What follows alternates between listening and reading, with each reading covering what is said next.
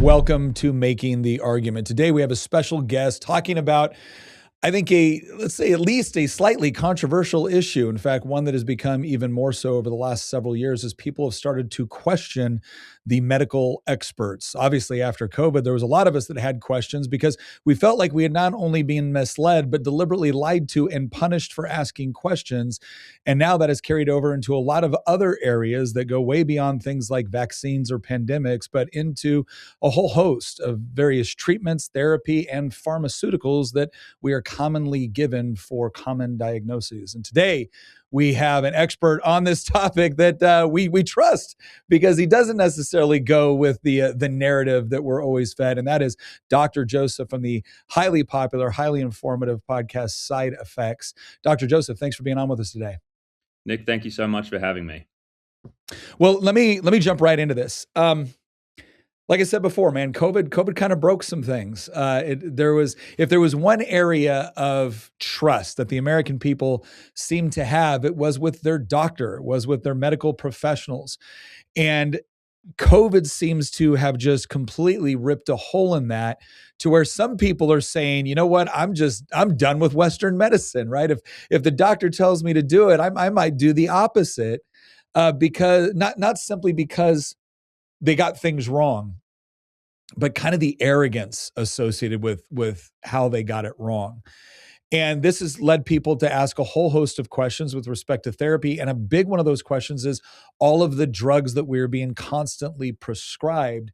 And this is what you talk about on your podcast. And so I guess the big question I want to know right off the bat to kind of start this conversation, have we all gone just a little bit overboard on challenging these things, or should we have been asking these questions a long time ago?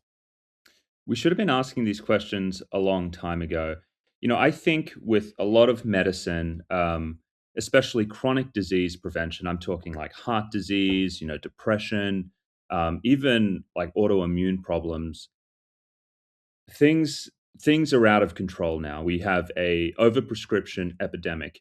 Where I don't want us to throw the baby out with the bathwater is really with like emergency care, oncology. There are some areas in medicine where we do really well, but then there are other areas where they've been completely taken over by commercial interests. And Nick, you are absolutely right that COVID really opened everyone's eyes. I mean, we got to see this situation where, now in hindsight that they're rolling back the COVID vaccine and I think it's really only for at-risk individuals now. But we went through this whole scandal where we were giving it to young people. They were developing they were developing essentially inflammatory heart disease and dropping dead. And everyone was covering it up. It was so clear to see that, that really for the interest of politics and looking like you had the situation under control, people were lying about what the vaccine was doing. And so that sort of burst this bubble, and now all of a sudden we've got, people like myself talking about the issues with psychiatric drugs. Although I've been doing this for a long time, I'm getting a lot more attention. We've had people like Callie and Casey Means who are talking about how, big food doesn't necessarily have our interests at heart, and so I think the whole edifice of these doctors and these institutions, they always have our interests at heart. That has been cracked, and people see that there's egos and there's careers and there's money going on, and that's making everyone look at this in a very different way. Mm-hmm. There's one area, and I want to get into that with respect to the, especially the, whether people are signing medications for everything from depression to schizophrenia. Is this actually helping with the issue? Is it helping to manage symptoms, or is it actually causing problems? And one of the things I'll do kind of two stories here as juxtapose. So I know somebody that has been diagnosed with schizophrenia, and when he's on meds, you can have a reasonable conversation with this person, and when he is not, I mean, he's getting himself into trouble, right? Like serious trouble, like winding up in jail trouble, and it's hard not to look at something like that and say, well, of course this is helping. I see the physical results in front of me. But then you listen to some of the guests that you've had on your show, or you look at this case with Nick Reiner and the horrible murder of his mother and father, and the litany of medications that he was on.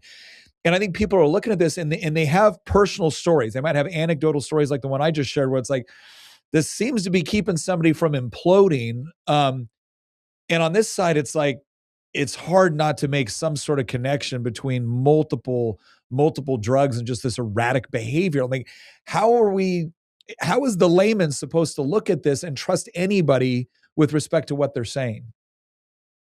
You're right. It on the outside it can be really confusing, but it is, if you break it down and you cut through all of the BS, psychiatric medications and diagnoses can actually be quite simple to grasp. And so the first way I'm going to look at this is by saying psychiatric medications, they work by inducing a drug effect. So Mm. that's the first thing that people need to understand. And you might be thinking, Joseph, this is self-evident, but for a long time it hasn't been, because the way these medications were really sold to the American public was that they were fixing chemical imbalances. That schizophrenia was a dopamine disorder, and if you give an antipsychotic, a drug that blocks dopamine in the brain, you're going to fix it. Depression is a serotonin deficiency. If you give an SSRI, a drug that increases serotonin in the cleft, you're going to fix it. And the drug companies and many academics, to be honest, sold it to the public in a way of, this is a drug like insulin for diabetes. And the importance of that analogy really is, if you're a type 1 diabetic and your pancreas simply isn't making enough insulin, if you just take some insulin, you've Mhm. essentially fixed the problem. It's a well understood biological issue, and you just have intervened at the right place. And it doesn't really matter what else you do, the problem has been solved. That is not the case with any psychiatric condition. And I don't care whether Mm. we're talking about anxiety, depression, ADHD, schizophrenia.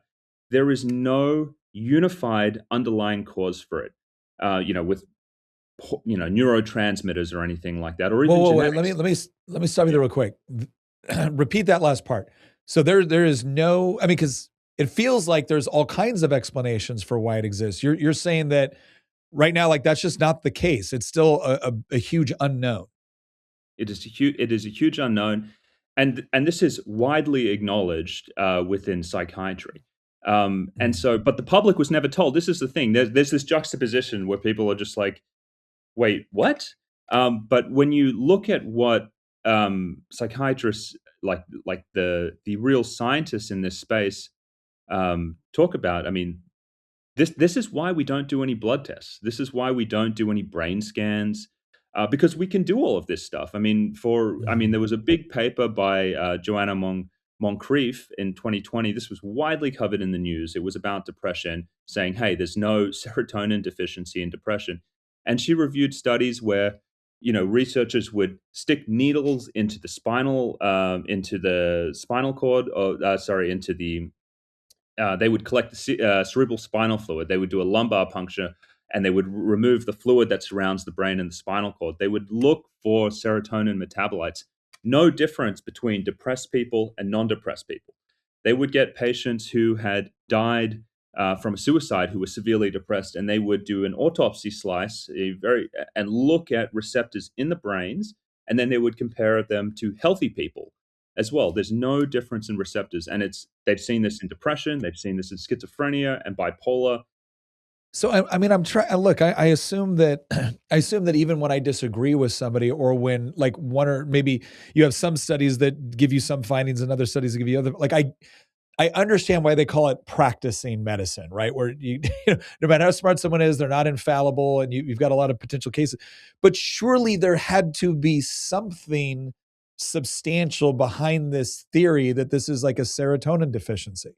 I mean, they're just was it just that? It was kind of like an untested theory that could have been true, or what Yeah, are we so, looking so at? yeah, so this is where commerce intersects with science, and I think we all like to think that's not the way things work. So back Yeah. in so if we talk about the story about how antidepressants came onto the market in the 1950s, researchers were trying to help patients with tuberculosis, and they gave them an antibiotic called iproniazid. And they noticed that these TB patients on the ward became very energized. They got up, they started moving around, they appeared more upbeat. And those researchers said, oh, wow, maybe this drug might be able to help with depressed patients because we're seeing antidepressant like effects in these sick patients with TB. And so they gave this drug to a whole bunch of depressed patients. And lo and behold, that they started to look better. Now, Mhm. at this point, this is a breakthrough. Until then, we really didn't have a drug that reliably energized people and could help with this. And so there were Like two lines cocaine, of right? thinking at this thought. Yes. One line of thinking was, hey, this is just a drug effect. We've just found something kind of stimulating that gets people up. It stimulates their appetite, might help them sleep a little bit. Or maybe the reason these people are depressed is that they have a chemical imbalance, because what we know about iproniazid is it increases the level of neurotransmitters in the brains like serotonin. And so maybe the reason these drugs are working is because they're correcting this imbalance. Now, to me, So that's kind of this is the 1950s. this is the 1950s when Okay, antidepressants, so yeah. so we have a practical use case of a medication being approved to treat one particular thing. They're noticing a positive side effect or seemingly positive side effect, and then you have the two theories. This is just a drug effect like caffeine, or this is something that is potentially correcting a chemical imbalance that exists. And we know that when chemical imbalance exists in things like insulin, if we just add the right chemical, we can fix the issue. And so now, and I guess the primary difference between these two use cases, because I don't know of anybody that's challenging, insulin for diabetics. The difference is that one is psychiatric and the other is not. And so, well, Or I guess the is the that way I is that the right way to phrase it? Or one's the, neurological? Like, the how do we one the way I differentiate think between these about two it fields? the way I think about it is, in one version, you're not fixing an underlying issue, an underlying biological problem. You are masking a problem with a drug effect. Okay. Just a yeah. Just like how alcohol might make someone who's kind of shy, they have a couple drinks and then they're a Yeah. bit, disinhibited. They can go and they can talk to that beautiful girl at the bar, something like that, a drug effect. The other Mhm. model is saying, hey, maybe this drug effect is actually teaching us something about these patients. When we give people these drugs that boost these neurotransmitters, they seem to get better. So maybe they actually have a neurotransmitter deficiency. And Okay. so and so that's different because the way it and this is important. This is because this is the commercial side of it. That story is better from a commercial reason because Americans and just people in general are kind of suspicious about taking drugs to mask symptoms. Mhm. I mean, we saw what happened with OxyContin. And we also we think about our grandmas who say, don't sweep your problems under the rug. If there's an issue in our lives making us anxious or depressed, I think intuitively we know, hey, it's probably not going to be the greatest long term solution if we just mask that with a drug and carry on with our life. Yeah. But this narrative about this chemical imbalance takes off because it's more exciting. It's exciting for psychiatry. It's easier to sell to patients that they are, take this drug. You're just fixing a medical problem. And so that gets all of this attention, and people keep on saying for a really long time, hey, we think it's a chemical imbalance. We're going to look, and I bet you we're going to find something. And it's been like 80 years, and no one has found any chemical imbalance. That's what's nuts to me, right? Mhm. You come up with a theory that you're going to test, and presumably they had. Now, again, I'm trying to be as fair as possible. um, Presumably they had ways that they could have effectively tested for this in the 50s. Well, they did, but I think going up to the 80s. I mean, by about the 80s, this was Okay. quite definitively like, hey guys, we've looked at this a lot with these different techniques and we haven't found anything. So really into So the so 80s. Okay, so for the 50s, 60s, and 70s, maybe we can say, hey, look, we've tested this, but maybe we're waiting for better mechanisms to test. But by the 80s, there's no excuse. By the 80s, it's fairly definitive within the preponderance of studies that this is a drug effect. It is not fixing some sort of underlying problem. Mhm. Okay, we're in the 2020s. Why was this allowed to continue? Is this that intersection of the commercial side where this is an easy thing to sell on? And maybe by that point you'd had enough people with anecdotal experiences where it seemed like this was fixing something when in reality it was just a continual drug effect that you were reintroducing. Valentine's Day is coming up, ladies and gentlemen. And you know what that is? Well, for me, it's innuendo season. This is when I flirt with my wife relentlessly. And we may have a new coffee mug. That's right. I'm not saying this is our finest one, but it may be our finest one. It is the very soon to be very popular I like coffee like my wife, hot, strong, and keeps me up all night. That's right. What could be a more dainty way to let your wife know that you really appreciate all of the things that she brings to your marriage? We have one for the husbands too, as well, ladies. In fact, we got some other ones too. If you go on, look at the link in the description. You can go right over there, see the various Valentine Day bundles that we have for all of you. But there's some funny stuff in there. Again, I'm a big advocate of flirt with your wife, flirt with your spouse.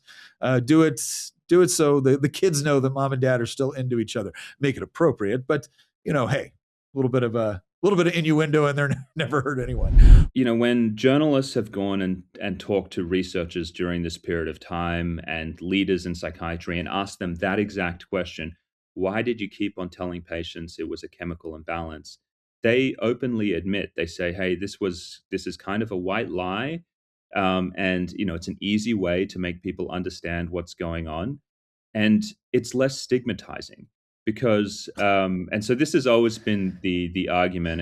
It's there's a bunch of, like, usually they say it's like men out there, there's men out there who, they won't go and seek help if they're having problems, but if you tell them they have a medical problem, a chemical imbalance, and they need to take a drug, they will say, well, that doesn't mean I'm weak, because I Yeah. guess men, we if we're having problems, we think that we are weak morally in some way, or we're failing. And so we want to sidestep that, and we're just going to infer that this is a medical problem, and that's why you should go and see the doctor. Wow. Um, Hmm. so let me ask you this. That would be so. For instance, I wouldn't mind a little white lie like that if you were telling me you need to work out more, right? Or Mhm. or you need to eat healthier, because at that point I take that back. I'd still mind the white lie because you're not supposed to lie to me, right? But by the same token, you're recommending something for which there is clearly benefits.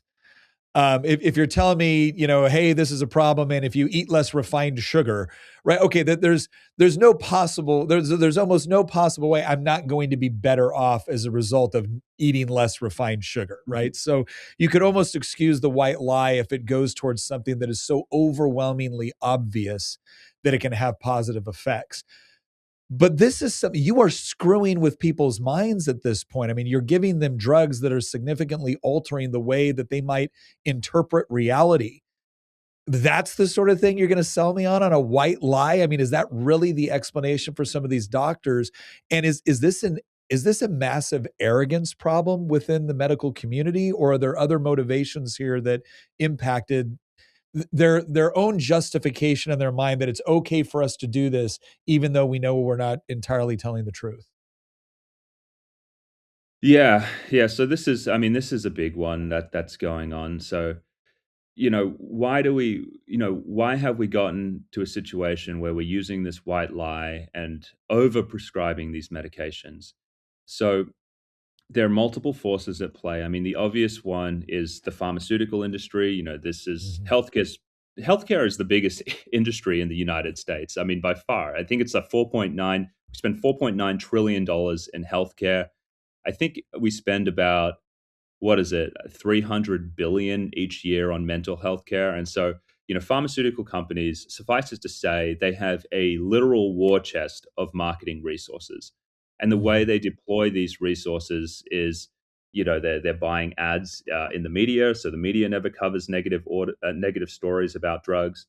With academics, like I spent a lot of time in academia. The best way to become a professor at an Ivy League institution is to run clinical trials. They give you the protocols, they give you administrative support, they do the statistical analysis for you. They, get the papers published for you. They fly you around the world. It ends up being a career advancement tool to play nice with these companies so you can beef up your resume and really be seen as an expert. And so they kind of own the medical schools and the academics. And then they have like PR as well. Anytime there's a negative story out there, they can give money to their PR groups to run cover for it. So I think that's the intuitive one. I think a lot of people realize that there are drug companies out there who can really control the narrative in a strong way. Mhm. Now, there's two other things which are important. Next, we have the profession of psychiatry. Now, this is really twisted.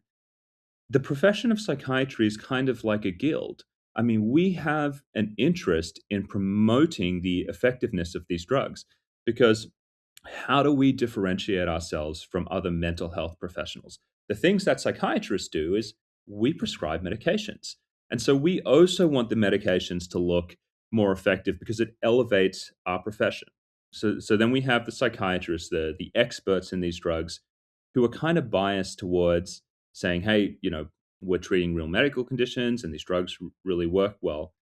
And then it actually takes an even darker turn, Nick, because the Mhm. last thing that has led to this overprescription problem is that the economics of healthcare in the US. So back in the 90s, we had insurance companies consolidate, and when insurance companies consolidate, they have massive pools of patients. I mean, tens of millions of patients, and they use this patient pool to negotiate lower rates with doctors. And so insurance companies came together, they negotiated lower and lower reimbursement rates. And so you got to a point where family doctors, and family doctors prescribe 80% of psychiatric meds, where in order to make ends meet, they have to see 4 patients an hour. Now, Mm.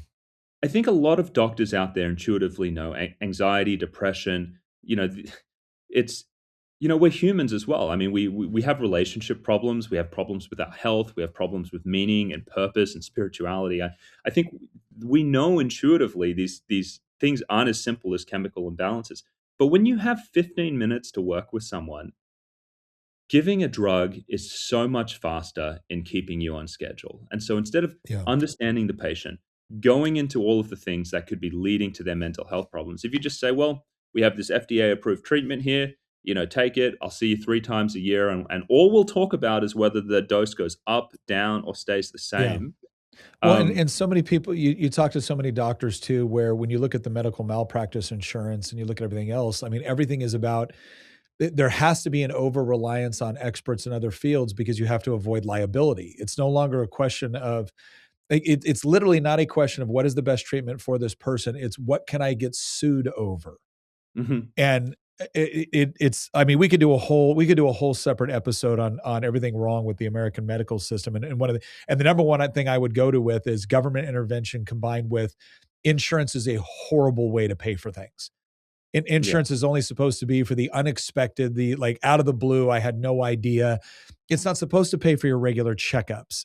We're not supposed to go through this Byzantine system to pay for things. And yet we do, not because of a lack of government intervention, but because government has incentivized it and made it the most legally efficient way to do it, not the most economically efficient. But so that makes sense. So you have this idea of on one side there's the good old greed, right? It can explain a lot.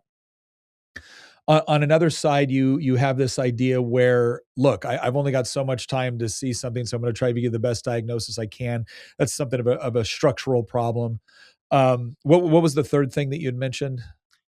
I think it's reputation and prestige of the Okay. profession, career advancement So of admitting you're psychiatrists. wrong, well, admitting you're wrong is economically can be economically catastrophic within the medical field, and I imagine it can be professionally catastrophic as well. So there's, do you think it's it was interesting. There was a book written a while back talking about this concept of reputation and professional development within the military.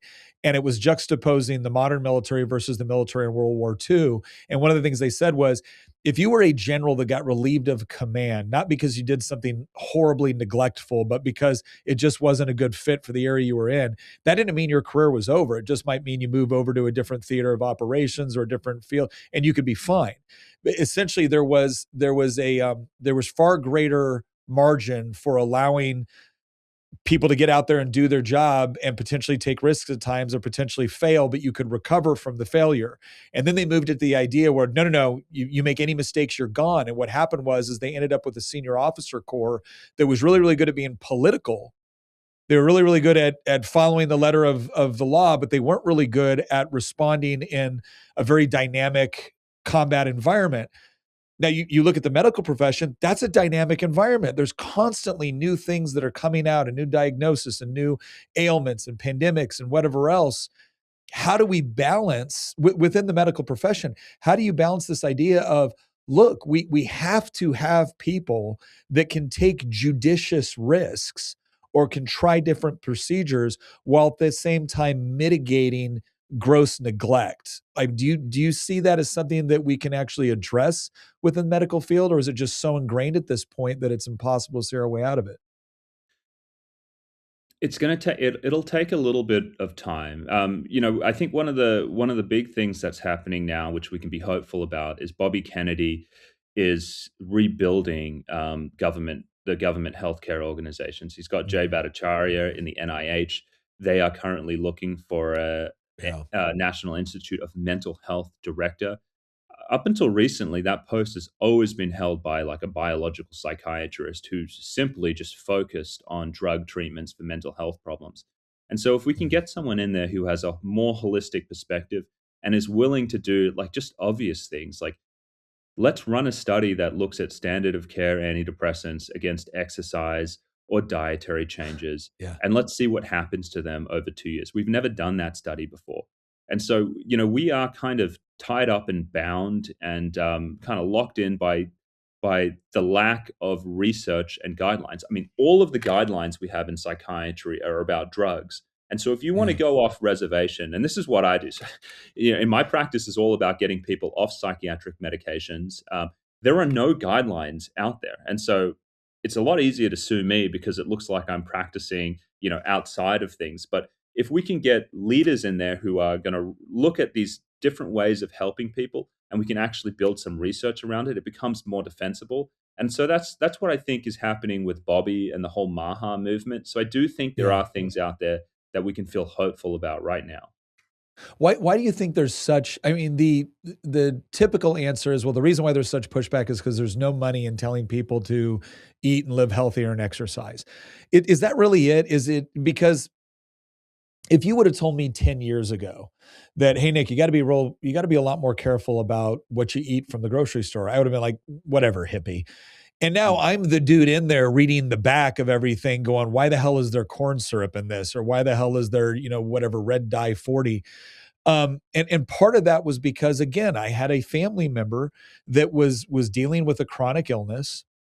And when they tried all the drugs, and the drugs helped, right? It's not that they didn't do anything, they helped. But you always needed higher doses, or if there was any sort of if there's any sort of delay, all of a sudden you're having flare-ups and all of these other things. And then they did what's the name of the diet where you cut everything out and then you slowly start to add back things in? I forget what it's Elimination. called. Yeah. Elimination diet. They did the Yeah. elimination diet, and within like 3 weeks, it was like, holy crap. Like you're telling me just cutting out. First of all, I think it's a little bit bold to call bread what a lot of the bread is in our stores, because it doesn't bear much Mhm. resemblance to what bread used to be. But it's also all of the preservatives, the artificial dyes, and look, I get it. Food preservation is important, but I don't understand why we can't have an honest conversation about, look, there's been stuff within the food market that is clearly having impacts on the way that our body processes things. And I think we used to always associate it with weight, or we associate it with some other like gut health or things like that. But now it seems like a lot of it is coming back to impact autoimmune things, impact, again, neurological thing. What do you think is, do you think we don't pay even close to near enough attention on how diet impacts things like depression or even things like schizophrenia? Yeah. No, we don't. I mean, diet I think is really the most effective tool for a lot of these problems. And so let's talk about depression, and I want to just provide a little bit of nuance here.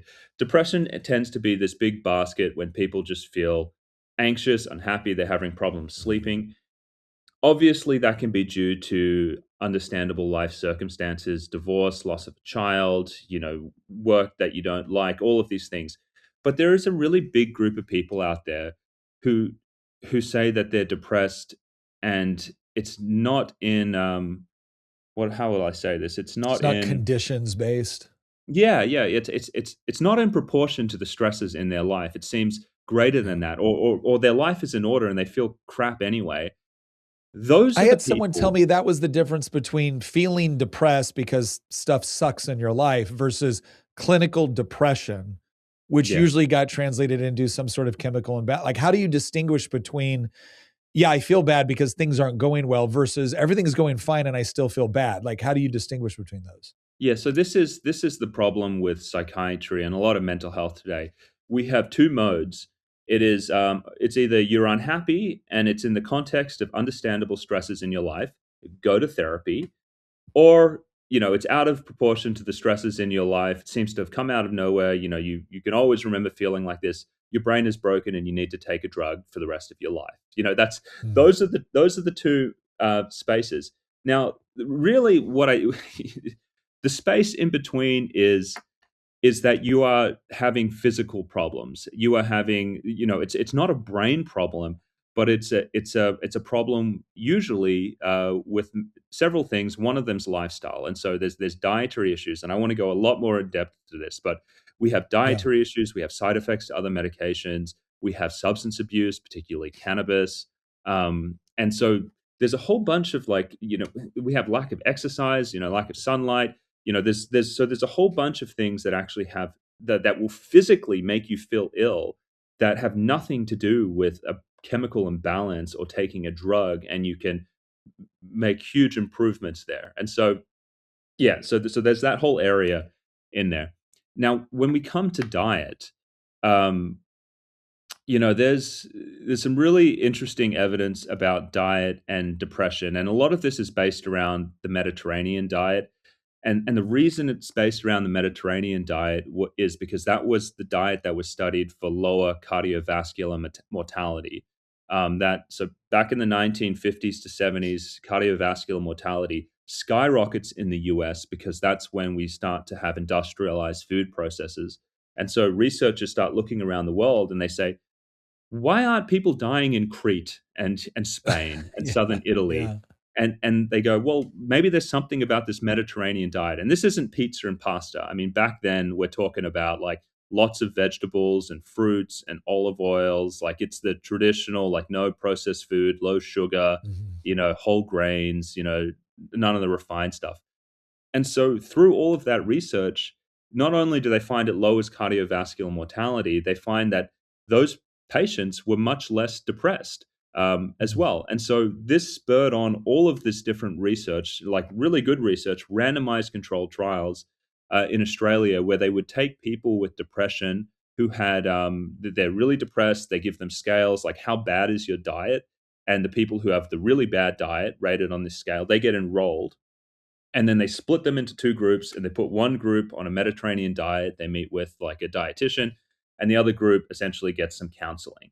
And then they see what happens to them over the course of like, I think it's 2 to 3 months. And what they Mhm. find is massive. It's 4 times more effective than antidepressants. And so that was the first study. That was the Wow. Smiles trial. They repeated that again in a study called Healthy Med, and they found the same result, and they repeated it again. So we have three randomized controlled trials that show that this Mediterranean diet is really effective. Now, do you have to do the Mediterranean diet? You don't.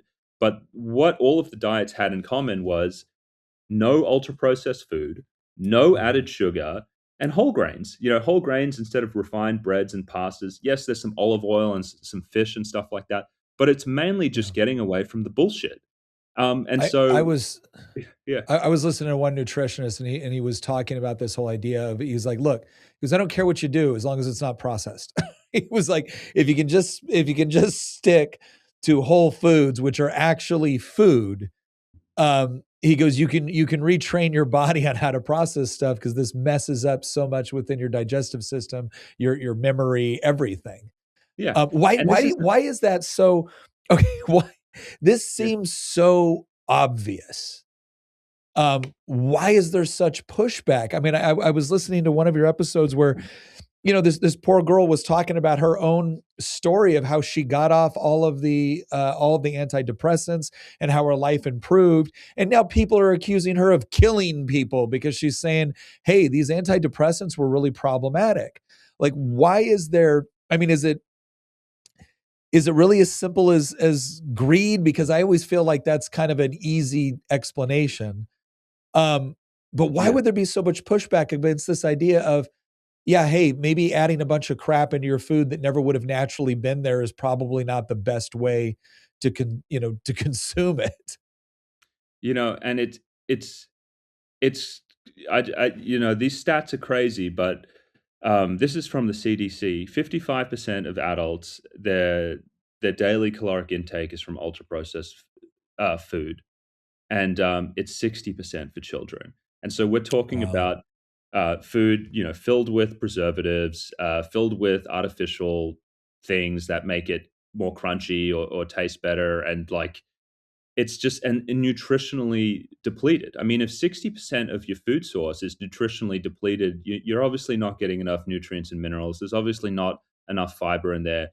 The food is inflaming you, and then we wonder why we have this ADHD epidemic going on, where all these adults are Yeah. just saying, "Oh, I've got brain fog, I can't think," and the kids are on these meds. I mean, you have to look at the diet, and so that's the first thing. Yes, I mean the food quality is it's obvious. I mean, most people know this. Listen, I'm guilty of this as well. I eat shit food sometimes, and my wife works, I work, I'm I have gonna kids. have an Oreo occasionally. All Yeah. right. It's a convenience thing, and no Yeah. judgment right here. It is a convenience thing. We're in America, especially, we're super busy. Our kids are doing a million things. Sometimes the last thing you want to do is open up, a recipe thing. I get it, but you have to at least try. And Yeah.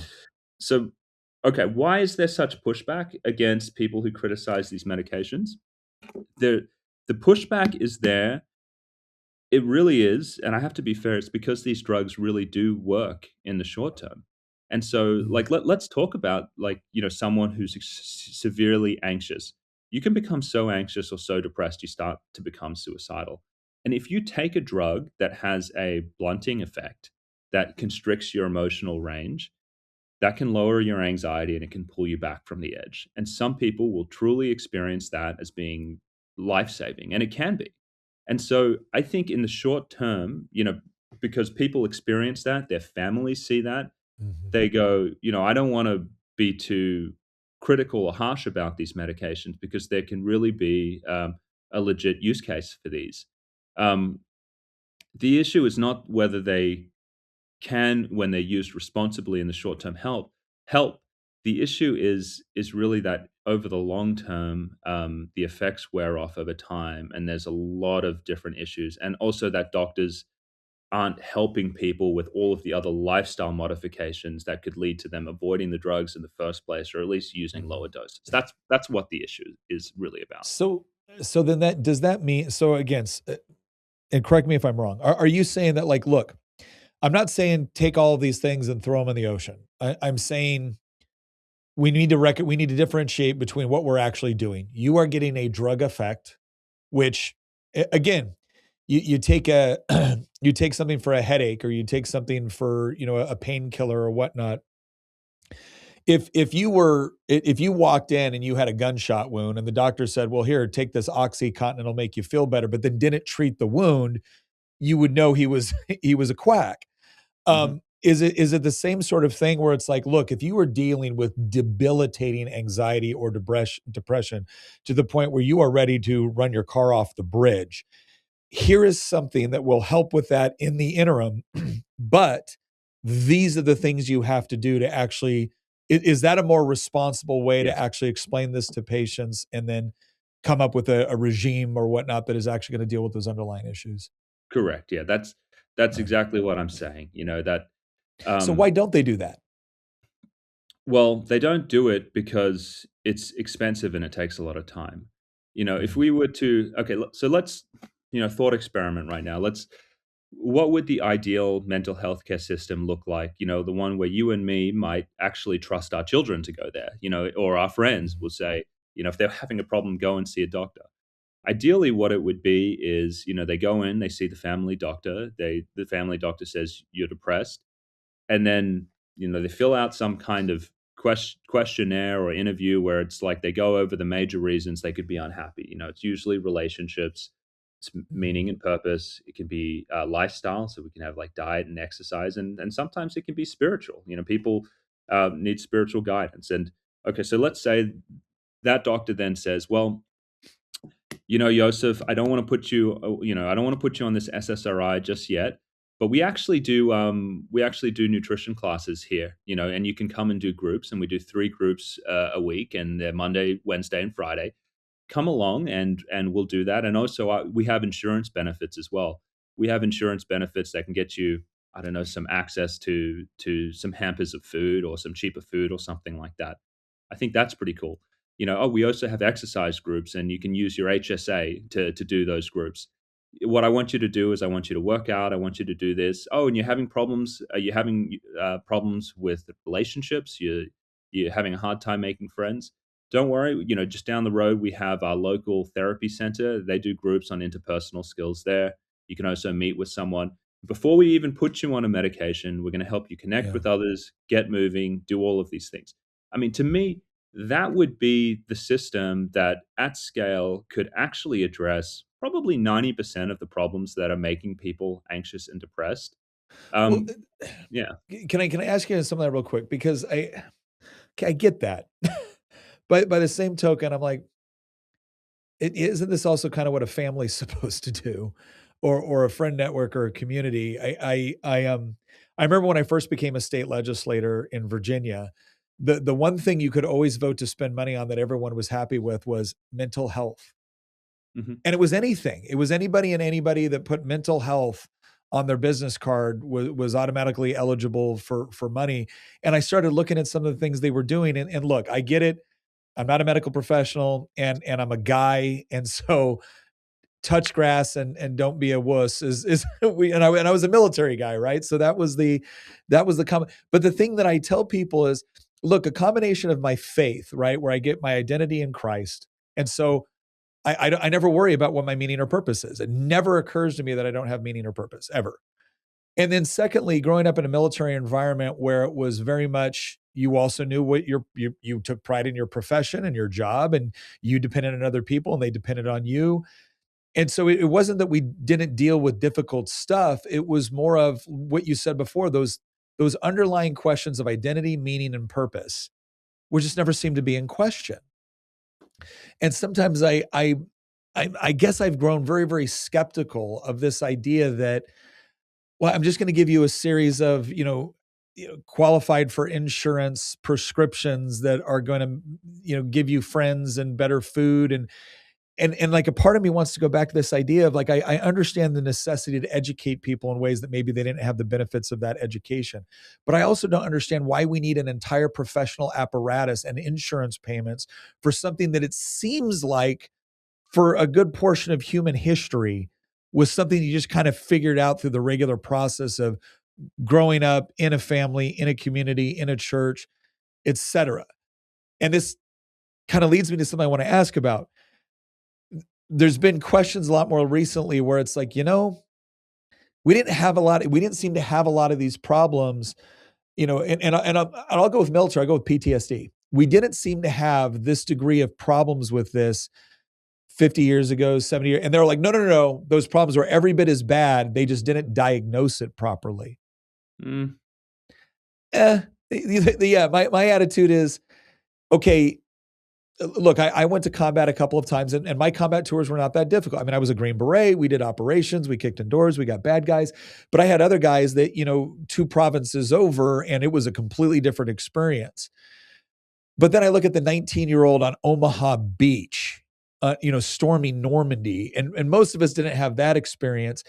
Or my grandfather joining the Navy at 16 to go fight the Empire of Japan, and then, well, yeah, you just come home and you get a job, and is this really a problem where we just failed to diagnose it properly, or did the diagnosis itself become the justification for everything else we're doing? You know, I the my perspective on it is for sure. Like, I think with a growing profession like psychiatry and the mental health profession, they advertise, they get in front of teachers, they get in front of politicians, and they say mental health is a crisis. Mhm, And you need mhm. professionals, parents. You can't look after your kids anymore. You need to send them to the therapist or the doctor. Even though teachers and Yeah, parents have been guiding people for a million years, now you need professional intervention. yeah. There's definitely a part of a profession trying to make itself relevant going on. I also think, and I'd love your perspective on this as well. This is my gut feeling that actually there are more depressing things happening now than there were in the past. And here's my argument for that. So I think in the first half of the 20th century, kind of 50s, 60s, it kind of ends. We start to get the interstate highway system. Commercial airfare takes off. People, they're not working in localized communities anymore. We have the rise of the corporations. We start moving around the country. So firstly, this starts to fracture our communities. We Mhm. stay in one place for 5 to 7 years. We go to another place, and rinse and repeat. And so I think social isolation has steadily been going up since that time. You look at the number of households where two parents work now, that's like 70%. This is much Yeah. higher than it was back in the 50s. I think it was like 40% back there. And so we also have households where there's a lot more going on. Both parents are working. There's all of that happening. We have the decline of going to church as well. Again, back in the 50s, I think 50% of Americans are going to church on a weekly basis. That's just about 30% now. It's mostly older Mhm. populations. And so that also kind of fractures things. And you also lose the moral education that you got from these from religion. And what we've replaced that now with is essentially TikTok. We've got kids spending 3.5 hours on their screens just looking at essentially, instead of sleeping, hanging out with their friends, and exercising. Yeah. So that, I mean, that's not good. So you're socially isolated. Your brain is getting filled with values. We've got, I guess, we have vets coming back from overseas as well who are trying to fit in a society that's kind of more socially isolated as well, and having a hard time finding meaning. I have a very bleak Well, view on this. I mean, what do you think, Nick? I mean, I feel like there's a lot I of think things that are just counter to human happiness that have just been kicking off in the last 50 years.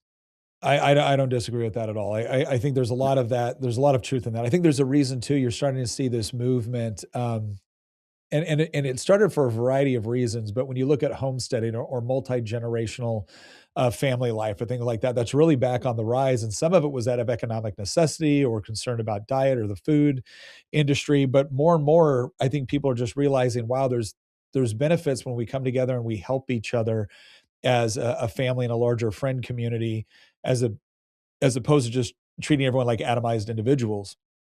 Mhm. This is the thing I'll say too with the military and the PTSD, we've incentivized having PTSD.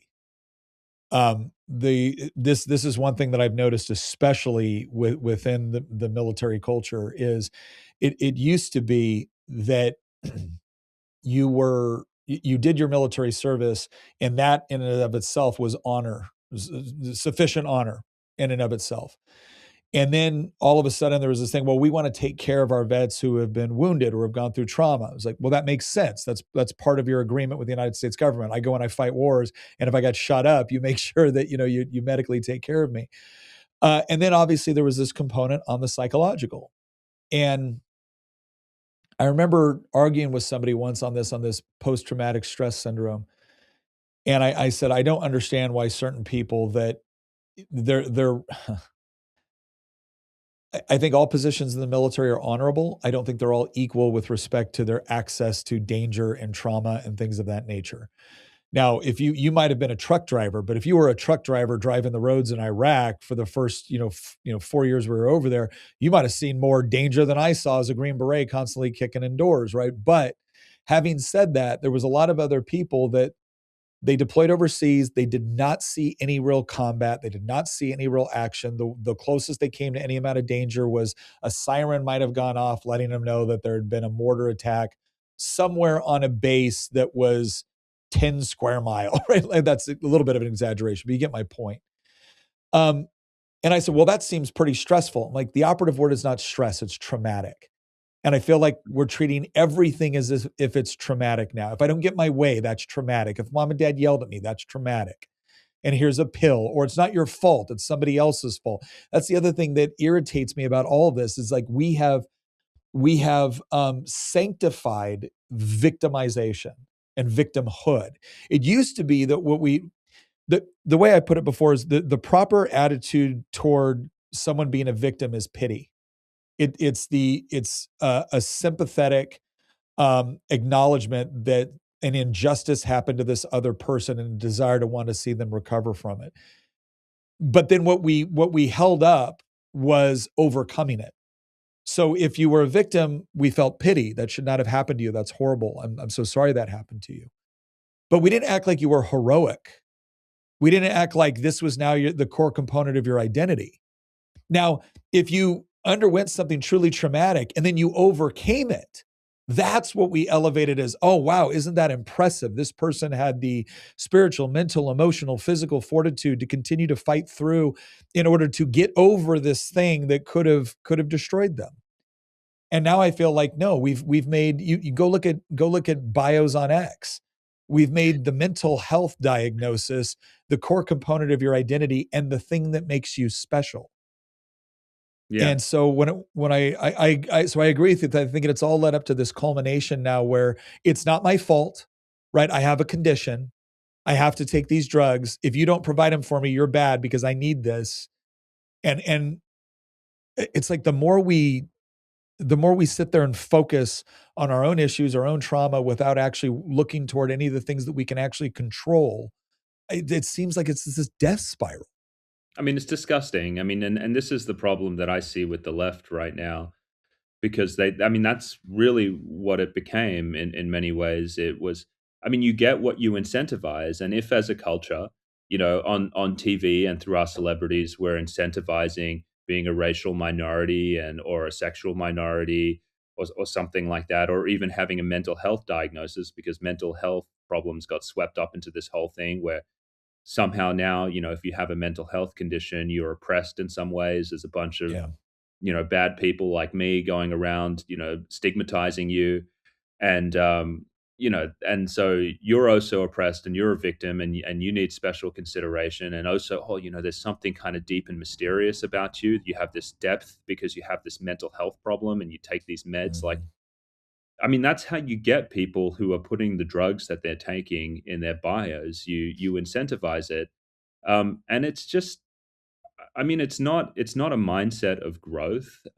It's a mindset of being lost, and I mean, there's an opportunity cost there. Like, let's say Yeah. you're a vet and you come back from overseas and you're having all of these problems, and because you've just been bombarded with PTSD messaging since you got into the military. You're just like, oh, obviously this is PTSD because the base next to mine got mortared, and that was scary, and now I'm back at home and I'm having problems. And if you're just thinking that you have this Mhm. brain illness called PTSD where your amygdala like fired off and now it's like scrambled your circuits. But you're eating shit food, you're socially isolated, you're doing work that you don't find meaningful at all. Maybe you're kind of an asshole and you need to sort of work on yourself and your Yeah. interpersonal skills. Like, okay, you can be this victim with the fried brain, or you can look at all of these other areas and just be like, yeah, I mean, that makes sense. And I bet you, I mean, PTSD is not my specialty, but I bet you if you look at, how PTSD tracks with life satisfaction and things going well in someone's life, I bet you there's nearly like hardly any PTSD for people who come back, they do meaningful work, they're socially connected, and they're looking after Yeah. themselves, I bet you the rate of PTSD in that population is substantially lower. It drops. PTSD suddenly goes to, yeah, sometimes I have hard days where I remember bad things that happened, but it's not a debilitating feature, and it's sure as hell not a part of my identity. And and again, the way I used to tell is like, vets don't need another. We don't need another group, and we don't need another session, and we don't need another pill. What vets typically need is a mission. Yeah. If you give someone a worthwhile mission, it's amazing what they can overcome. You give them people that they love and respect, and who love and respect them, and you give them a worthy mission, they can crawl through glass and be just fine and be happy that they're doing it.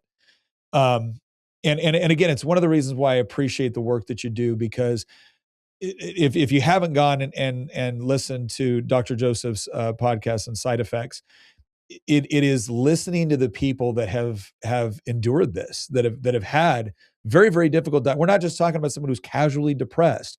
We're talking about diagnosis for things that are very, very serious, where they went through all the drugs, they went through all the therapy, they went through all the care, and then found a way out through meaning and purpose and diet and a variety of other things. Let me ask you, I want to ask you kind of a couple of questions here at the end about what we can do about this.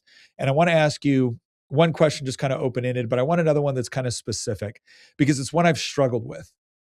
I've had a lot of people tell me, well, Nick, the real issue here, or one of the issues, I shouldn't say the real issue. One of the issues is you can't watch a 30-minute television program in the United States without 3 pharmaceutical ads popping up on the TV, and it's only in the United States where that happens. They don't do that in Europe. They don't do it in other places, and we need to restrict pharmaceuticals companies' ability to advertise to the general public.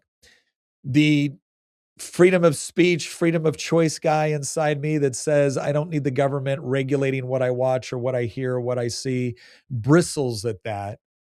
By the same token, I look at a generation that I feel like has just been lost to drugs and bad diagnosis, says, holy crap, we got to do something. What do you think about this idea of limiting some of that advertising? Is this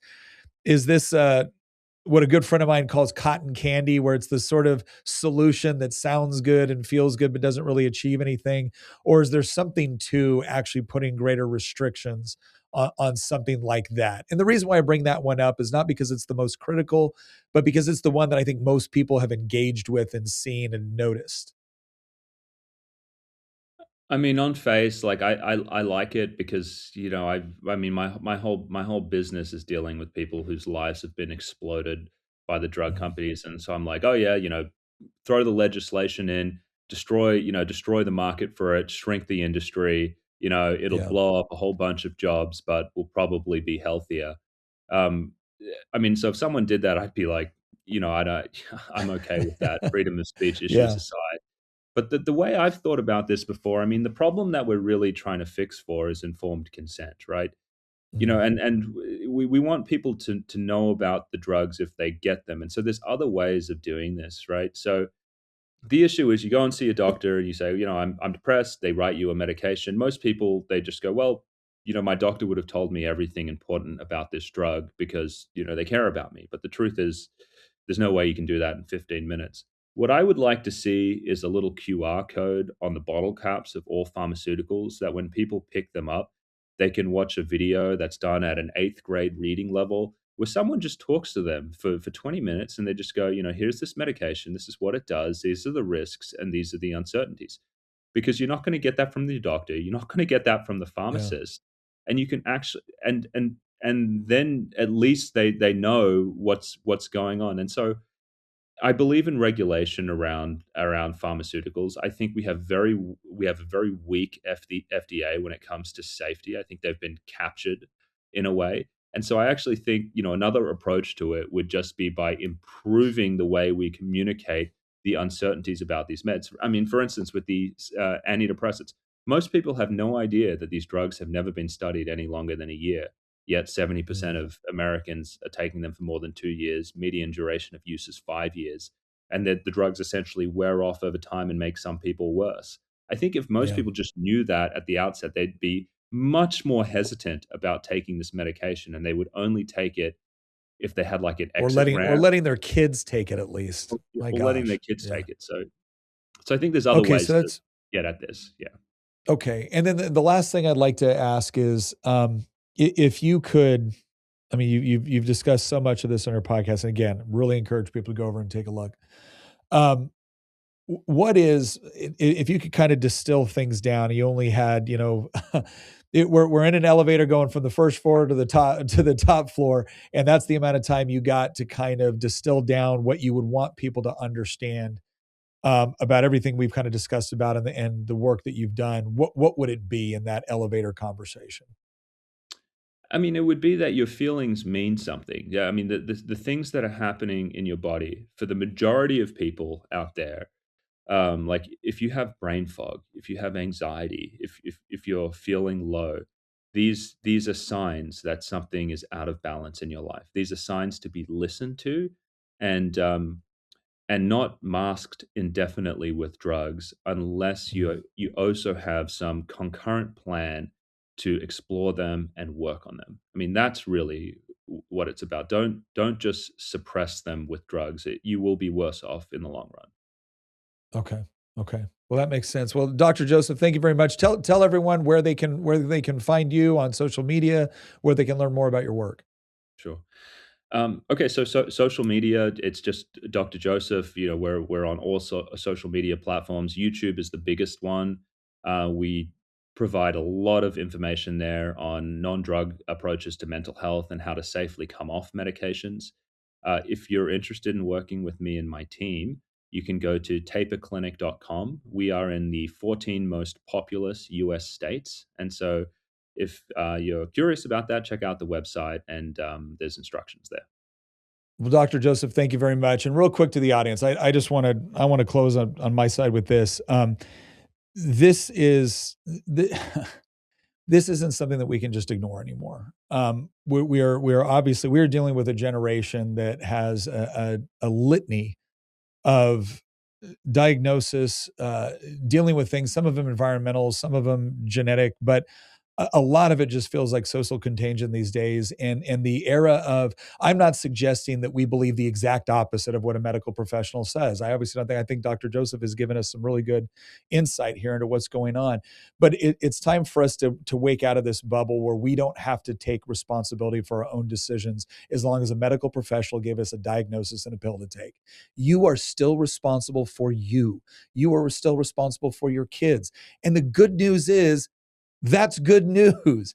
You have the ability to make so many decisions over your own life with respect to your diet, with respect to your habits, with respect to your exercise, that can have an outsized impact on the rest of your life without having to, as Dr. Joseph so eloquently said it, mask symptoms with a drug.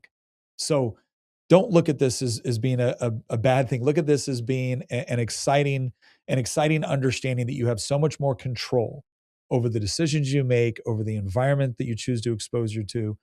Um, that's what it means to be a free person. It means to take responsibility for the things that you can change and to go out and do something about it. Once again, Dr. Joseph, thank you very much for being here. Again, go check out Side Effects on Spotify. Fascinating stories and discussion going on there. And once again, thank you for joining us, and we'll see you next episode.